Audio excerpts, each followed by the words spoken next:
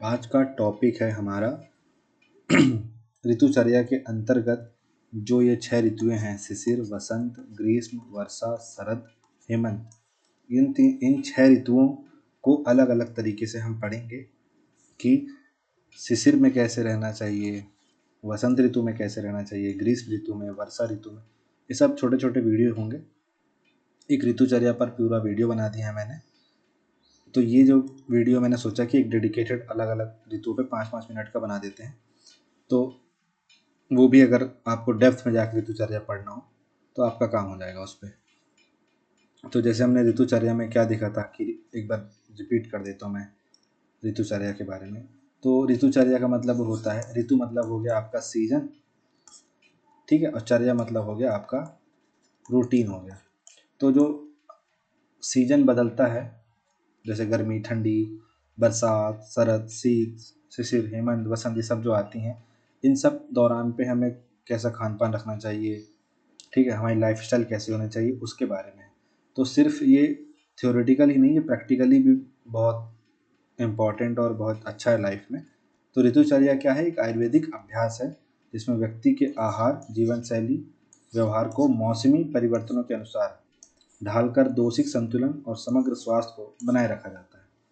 ठीक, तो सबसे पहले मैं आपको यहाँ पे जो वसंत ऋतु है, ठीक है, जैसे हमने देखा था कि पहले शिशिर हुआ। अगर हम ऐसे चलते हैं जनवरी टू दिसंबर, तो सबसे पहले शिशिर हुआ जो मिड जनवरी से मिड मार्च चलता है। फिर वसंत ऋतु हुआ जो मिड मार्च से मिड मई तक चला। फिर ग्रीष्म हुआ जो मिड मई से मिड जुलाई तक चला। फिर वर्षा ऋतु हुई जो मिड जुलाई से मिड सितंबर तक हुआ। फिर शरद ऋतु हुई जो मिड सितंबर से मिड नवंबर तक हुआ। फिर हेमंत ऋतु हुई जो मिड नवंबर से मिड जनवरी तक हुआ। तो इस तरीके से आपको ये 6 सीज़न याद रखने हैं, ठीक है। और फिर इन्हीं सीज़नों में कैसी हमारी लाइफस्टाइल होनी चाहिए, कैसा रूटीन होना चाहिए, उसके बारे में। जैसे ग्रीष्म आई, फिर वर्षा आई, फिर शरद आ गई, ठीक है। इसके बाद फिर हल्का सा जब ग्रीष्म ऋतु आने वाला होगा तो वसंत आएगा, ठीक है। फिर जब ठंड आने वाली होगी तो हेमंत के पहले शरद ऋतु आएगी, ठीक है। फिर शिशिर के बाद फिर वसंत आ जाएगा। तो ये तमाम मौसम है जो हम देखेंगे। और सबसे पहले हम देखते हैं बसंत ऋतु में कैसी ऋतुचर्या होगी। तो सबसे पहला हमारा ये जो टॉपिक है, ये वसंत ऋतुचर्या कि वसंत ऋतु में हम कैसी अपना रूटीन रखें, इसके बारे में है।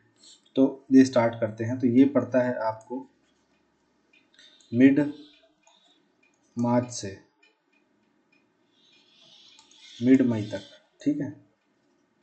मिड मार्च से मिड अप्रैल, मिड अप्रैल से मिड मई, तो 2 महीने चलेगा ये सीज़न, ठीक। इसमें क्या होता है, इसमें मोस्टली जो आपका हिंदी कैलेंडर का, जैसे इसको मैं ऐसे आपको अच्छे से समझा देता हूँ कि इसमें हम क्या क्या कवर कर लेंगे। तो सबसे पहले देखिए, सबसे पहले तो हम टाइम जान लें कि टाइम क्या होगा। तो टाइम आपका ये चलेगा चैत्र, बैसाख, और अगर मैं इंग्लिश कैलेंडर की बात करूँ तो ये आपका चलेगा मिड मार्च टू मिड मई, ठीक। इसके बाद इसमें क्या होता है कि इस ऋतु में जो ठंड होती है, ठीक है, वो तो ख़त्म होने वाले फेज़ में रहती है। मतलब ऐसा समझिए, जो ठंड है और जो ये गर्मी है, इसके बीच का मौसम चल रहा है। ये ठंड ख़त्म होने में है और गर्मी शुरू होने में है। तो ये एक ट्रांजिशन मौसम है। तो इस ट्रांजिशन मौसम में कैसी लाइफस्टाइल होनी चाहिए, अगर आप इसकी ओर हम देखें तो होता क्या है कि जैसे हम आयुर्वेद में हमने 3 दोष पढ़े थे, एक वात, एक पित्त, एक कफ। तो क्या होता है कि इन तीनों दोषों में, ये जो तीनों दोष हैं, ये हर मौसम के अनुसार क्या रहते हैं, बदलते रहते हैं। तो बसंत ऋतु के दौरान क्या होता है, जैसे जब ठंड में कफ बढ़ा हुआ रहता है, तो धीरे धीरे इस मौसम में जो कफ है, गर्मी बढ़ रही है तो ये पिघलना शुरू होता है। तो कफ जो है, अब कफ में कमी आ रही है, तो इस कमी आने की वजह से कोई और डोमिनेट होगा, तो इनका एक ट्रांजिशन चलेगा। तो कैसा खाना चाहिए, इसके बारे में यहाँ पे बेसिकली हम समझेंगे अभी। तो इस ऋतु में क्या बढ़ा हुआ आपका जो कफ है, वो भी थोड़ा सा डोमिनेट कर रहा है आपको। तो ठंड में जो बढ़ा हुआ कफ है, इस मौसम में कम होना शुरू होता है। और कम होने से क्या होता है, जो कफ कम होता है, तो कफ कम होना जब शुरू होता है तो इस दौरान एक ड्राइनेस आनी शुरू होती है। तो शरीर में क्या होता है, फोड़े, फुंसी, ठीक है, एटसेट्रा, ये सब होना शुरू होते हैं। इसके अलावा जो आहार है वो हमें कैसा लेना चाहिए, तो आयुर्वेद में 2 तरीके के आहार बताए गए हैं, एक पथ्य, एक अपथ्य। जो पथ्य होता है उसका मतलब ये है जो आसानी से पच जाए, और जो अपथ्य होता है वो उसका वो जो पचना है वो आसानी से ना हो, ठीक है। तो जो पथ्य है, सबसे पहले इसमें देख लेते हैं कि अपथ्य में क्या क्या आते हैं। जो अपथ्य है मतलब देरी से पचते हैं, तो जैसे कोई फ्राई आइटम है, जैसे कुछ मीठा आइटम है, जैसे दूध है, दही है, ठीक है, फ्रिज की चीज़ें हैं, तो ये सब देरी से डाइजेस्ट होते हैं। तो इसलिए इस मौसम में इन तमाम चीज़ों को खाने से रोका जाता है। फिर पथ्य आहार जो होते हैं इजी टू डाइजेस्ट होते हैं। तो इसमें क्या बोला जाता है कि हमें जैसे जैसे आपने देखा होगा कि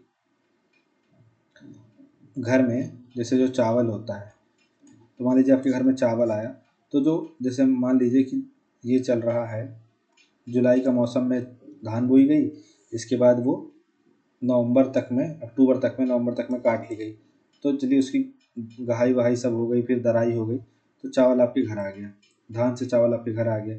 तो जनवरी का मौसम चल रहा है मान लीजिए, ठीक है, जनवरी नहीं, मान लीजिए ही मार्च का मौसम चल रहा है, तो ये जो जुलाई सीजन में धान बोया गया था वो इस सीजन में नहीं खाने को बोला जाएगा।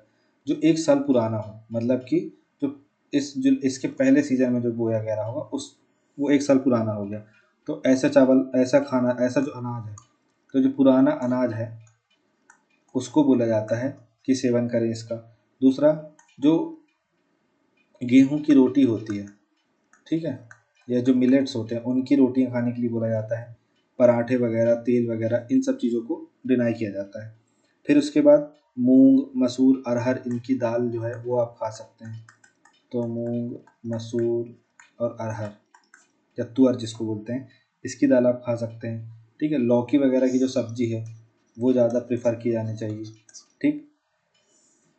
फिर जो स्वाद है, तो ऐसा स्वाद इसमें हमको लेना चाहिए जो तीखा हो, जो कड़वा हो, बिटर हो, और जो कसैला हो, ठीक।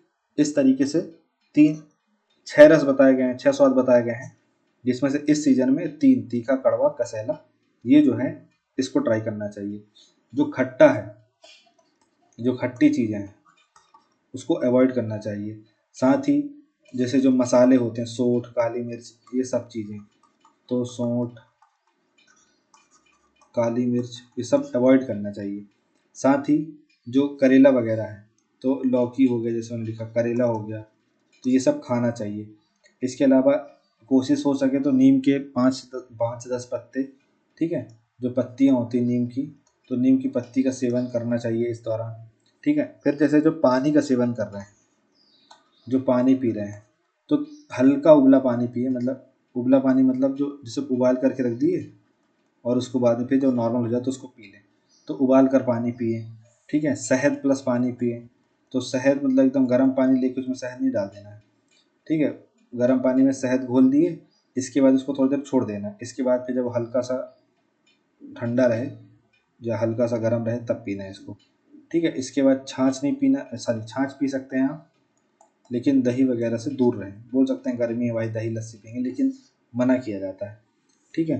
अच्छा, अब अभी फ़िलहाल जैसे ये मौसम चल रहा है वसंत वाला, तो जो दिन में सोना है वो हमें अवॉइड करना चाहिए, ठीक है। रात का खाना जल्दी खा लेना चाहिए। इसके अलावा जो उबटन है, ठीक है, उपटन वगैरह जो है वो करना चाहिए, ठीक है, उद्वर्तन जिसको बोलते हैं, तो उपटन करना चाहिए। इसके अलावा अगर आपको कोई समस्या हुई है, तो आपको अगर पंचकर्म कराना है, तो पंचकर्म में जो वमन विधि है, ठीक है, क्योंकि कफ जो है बढ़ा रहता है, तो कफ कम करने में वमन विधि सहायक होती है। तो ये तमाम चीज़ें जो हैं आपको बसंत ऋतु में करनी चाहिए। तो सबसे पहले अगर वसंत ऋतुचर्या के बारे में आ गया कि मान लीजिए 10 मार्कर में आ गया वसंत ऋतुचर्या के बारे में लिखिए, तो आप बिल्कुल उसमें लिखिए। पहले ऋतुचर्या के बारे में बताइए कि व्हाट इज़ ऋतुचर्या, ठीक है। तो आप बताइए कि पृथ्वी के सूर्य की परिक्रमा करने के दौरान की वजह से क्या होता है, ऋतु में परिवर्तन आता है, और ऋतु परिवर्तन की वजह से मनुष्य का जो जीवन शैली है, आहार है, व्यवहार है, परिस्थितियाँ सब बदलती हैं, तो उसी के अनुसार मनुष्य को अपने डाइट में, आहार में परिवर्तन करना पड़ता है। तो वही परिवर्तन क्या है? ऋतुचर्या। फिर बता दीजिए कि वसंत ऋतुचर्या होती है, शिशिर ऋतुचर्या होती है, ग्रीष्म ऋतुचर्या होती है, वर्षा ऋतुचर्या होती है। ऐसे करके 6 ऋतुचर्या वो बता दीजिए। इसके बाद आप बता दीजिए 6 ऋतुचर्या के बाद अब वसंत ऋतुचर्या में आ जाइए। फिर वसंत ऋतुचर्या का आप समय बता दीजिए। जैसे मैंने यहाँ पे बताया कि क्या टाइम होना चाहिए, तो टाइम चैत्र वैशाख मिड मार्च से मिड मई वाला समय होना चाहिए। कौन सा दोष जो है यहाँ पे अभी बढ़ा हुआ रहता है, तो कफ जो है, कफ दोष जो है रहता है, लेकिन कफ दोष जो है ठंड खत्म होने के कारण और गर्मी शुरू होने के कारण कफ दोष में कमी आने लगती है, बट फिर भी कफ दोष जो है वो प्रधान रहता है इस दौरान।